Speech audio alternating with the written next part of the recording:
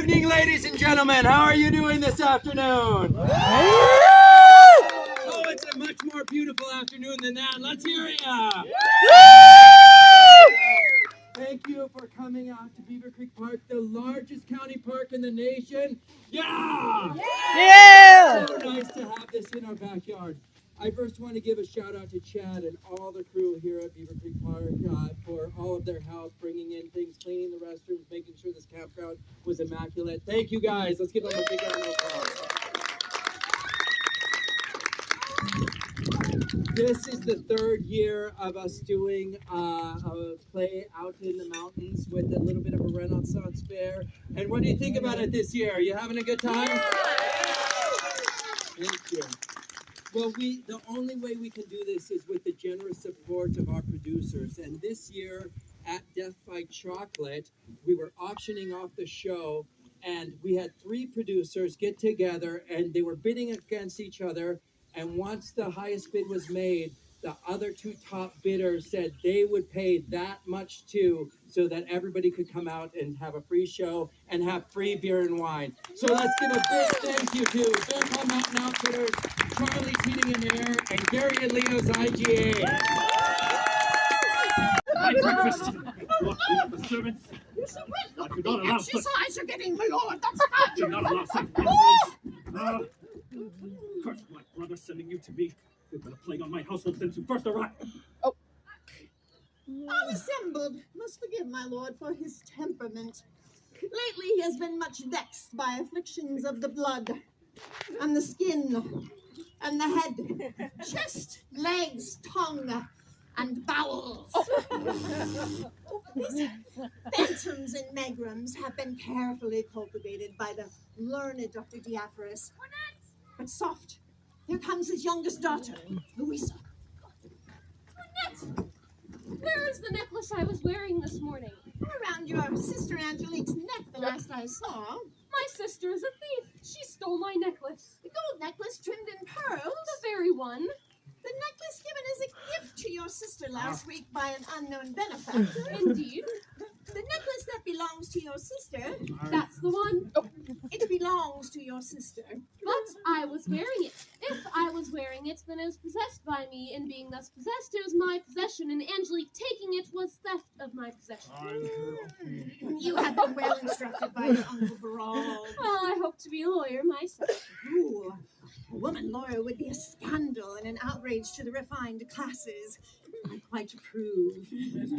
Louisa, do you know where Angelique has gotten herself? I do, and there I hope to retrieve the necklace, which by law is mine. Tell her to return here at once. I have an important matter to discuss with her. Alas, I cannot. As the younger, I have no authority to command the elder. You must do so yourself. I cannot leave my bed. The unicorn's horn has confined me to close quarters. Perhaps you should have purchased the horn intact. Then you could have stoppered the problem from either end. Less physical effluence, or less verbal. Louisa, command the servant to leave. Alas, I cannot.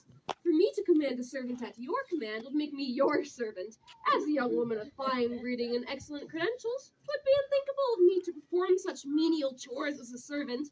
Therefore, you must command her yourself. She won't listen to me. It is hardly my problem you cannot maintain the order of your own household. I wash my hands of the entire affair.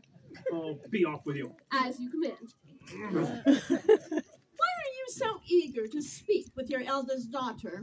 It is a private concern and of no importance to such as you. Oh, Accordingly accepted you as their own kin, if not for blood. And Louisa will come to accept you in time. You are right, of course. You're always right. That is what I love of you. You're a model husband. oh, a small imitation of the real thing. My dear husband, I must confess a certain selfishness. I must have you all to myself.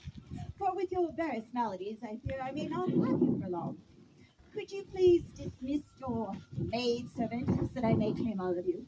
Of course, my dear. You are correct.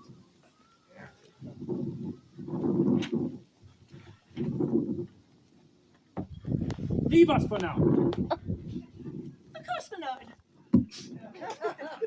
I fear that some scheme is afoot. I shall listen from the next room so that I may better defend my master's honor. Or failing that, to have a bit of fun. My dear, you have been such a kind and patient wife. You have bravely cared for me and my daughters without so much as a cross word. You have abstained from the pleasures of the matrimonial bed so that I may not imbalance my humors. I pledged my devotion to you on the altar, and happiness has carried me on the wings over this last year of service to you. Yes, it has been a happy year. I only long for the day that I fully recover so that we may finally consummate our wedding. I do yearn for that day. I remember when we first met. I was standing at the window, catching my breath. I dropped my basket. You were bending down to retrieve your blossoms. It was a sultry morning. I'm afraid I unlaced my bodice to an immodest degree. I dropped my cane.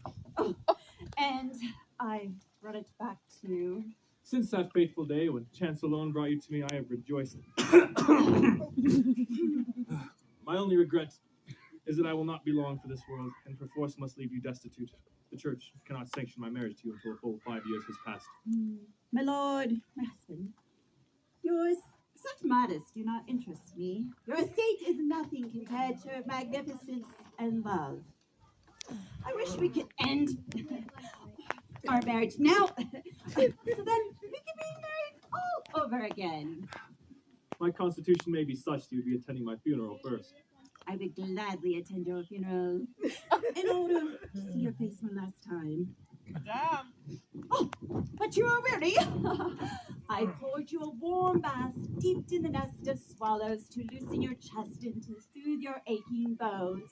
I will be in later to anoint your brow with oil of